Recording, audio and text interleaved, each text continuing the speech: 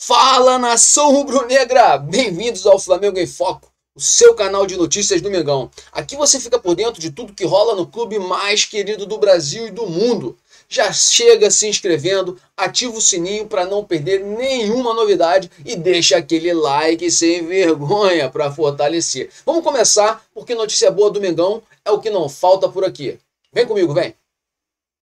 No vídeo de hoje a gente vai estar vendo aqui uma explanação bem interessante, onde o Mauro César mostra que Arrascaeta e BH, apesar de serem ídolos do Flamengo, e serem multicampeões com um manto sagrado, eles não são os maiores campeões do Flamengo, né?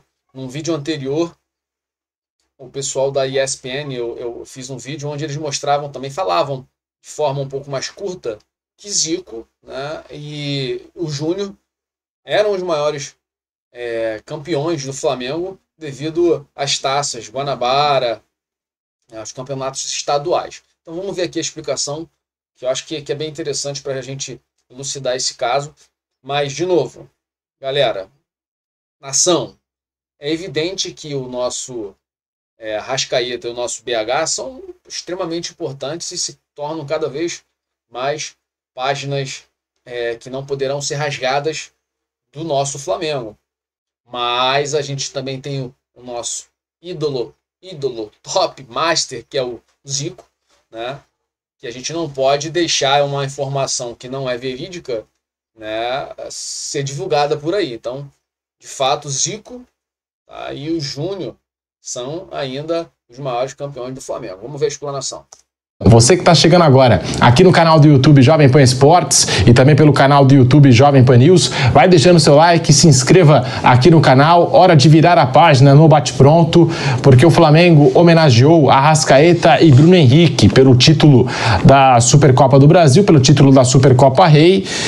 Eles foram agraciados com uma camisa especial por estarem entre os maiores campeões da história do Flamengo.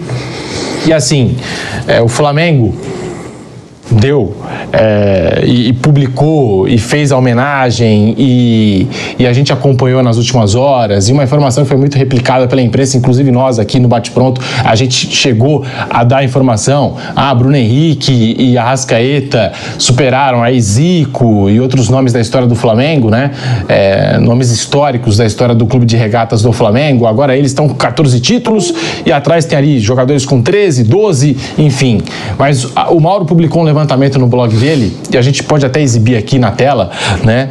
Porque se a gente contabilizar, né, se a gente puxar a história e nesse levantamento o Mauro trouxe as conquistas do Zico e do Júnior no Flamengo, sem contar outros nomes da geração de 80 até 2020, a gente chega à conclusão que a dupla Bruno Henrique e Arrascaeta não é a dos jogadores na primeira colocação de mais títulos na história do Flamengo, porque o Zico ganhou 23 títulos.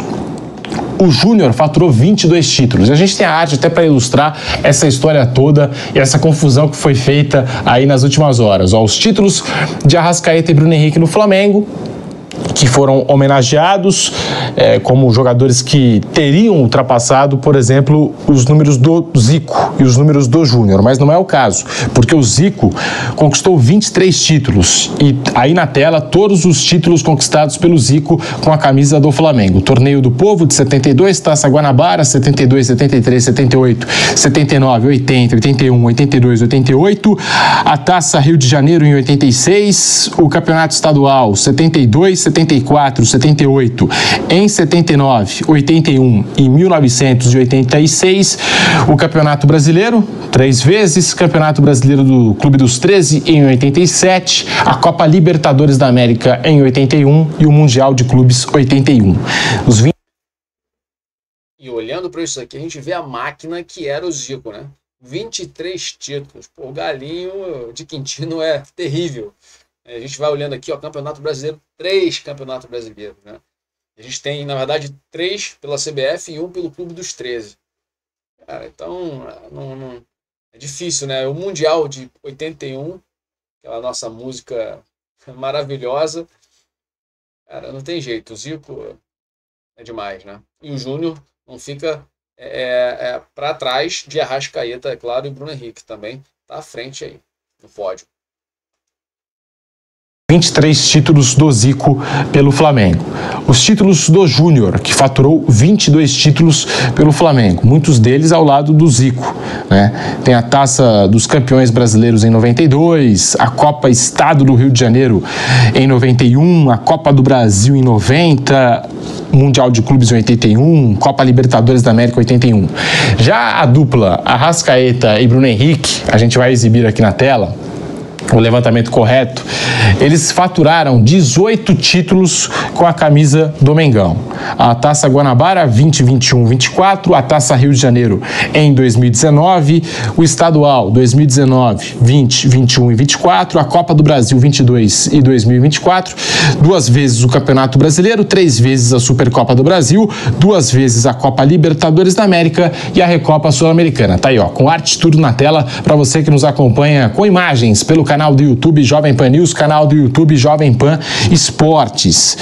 Então, a gente está trazendo aqui porque na contagem que o Mauro trouxe, do Arrascaeta e do Bruno Henrique, também são contabilizados aí, né, as taças Guanabara e Taça Rio de Janeiro, o que totaliza esses 5 títulos a mais do que aqueles que foram divulgados anteriormente.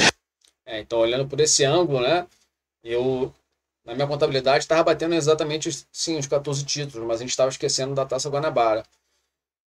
E de incluir a Supercopa de 25, porque aí a gente tem 3 Guanabaras e a Supercopa, 14 com 4, 18 realmente.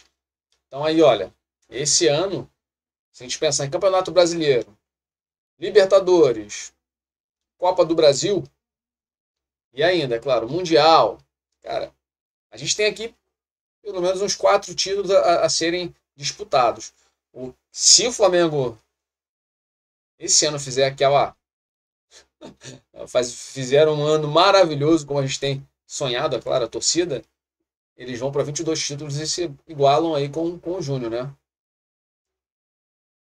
E na contagem que o Mauro trouxe do Zico e do Júnior, são contabilizadas as taças Torneio do Povo, Taça Guanabara, Taça Rio de Janeiro e Copa Estado do Rio de Janeiro. Então, os jogadores receberam essa homenagem, muita gente divulgou essa informação do Arrascaeta e do Bruno Henrique com 14 títulos, o Júnior e o Zico com 13, mas, na verdade, Zico conquistou 23 títulos, o Júnior 22 e a dupla Arrascaeta e Bruno Henrique 18 títulos.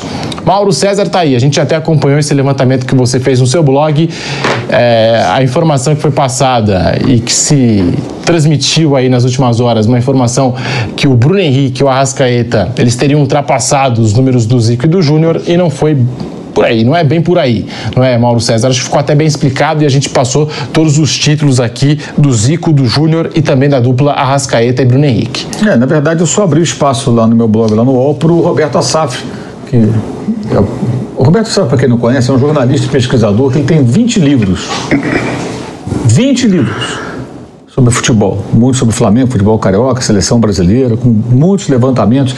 Ele fez, por exemplo, o almanaque do Flamengo, como o Celso Zelt fez o almanaque do Corinthians, né, que tem todas as fichas dos jogos, né? Depois isso passou a ser um material que fica online. Ele fez o almanaque do Flamengo, com todas as fichas de todos os jogos, de todos os coteiros do Flamengo ao longo da história. Então ele é um dos maiores pesquisadores da história do futebol brasileiro, não só do clube. E ele mandou esse texto que eu publiquei no meu blog. O que acontece? É importante explicar porque as pessoas, hoje em dia, especialmente muito jovens, têm dificuldade para entender. Vamos tentar explicar aqui.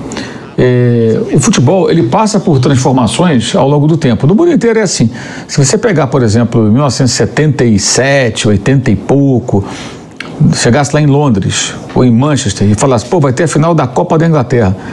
Era um evento da maior importância para os ingleses. Hoje não é tanto. Porque mudou, porque a Premier League, o campeonato inglês virou Premier League, ele atingiu um patamar altíssimo, é uma competição vista mundialmente, né, globalmente. A Liga dos Campeões, que era a Copa dos Campeões, passou a dar várias vagas. A Inglaterra pode ter 7 vagas esse ano agora, para a próxima temporada. Pode ter 7 até. Então você tem 4, 5 representantes de cada país na Liga dos Campeões. Os objetivos foram mudando, mais ou menos como aqui no Brasil. Se você pegar a Libertadores dos anos 60, o Santos deixava jogar a Libertadores para fazer excursão. Era mais interessante para ele. Os públicos não eram significativos até os anos 80, 90, enfim, as coisas mudaram. Então, quando o Zico e o Júnior jogaram, não tinha Supercopa, não tinha a Copa do Brasil, não tinha a Recopa Sul-Americana, não tinha competições de outros estados, como Copa do Nordeste. A Libertadores dava vaga só tinha vaga para o campeão e para o vice. No início era só o campeão, depois campeão e vice. Então, Recopa, nada disso existia. Mas você tinha o campeonato estadual, não só no Rio, mas aqui em São Paulo, do Brasil inteiro, ocupando até mais da metade do ano. O campeonato tinha 3 turnos e mais um quadrangular final.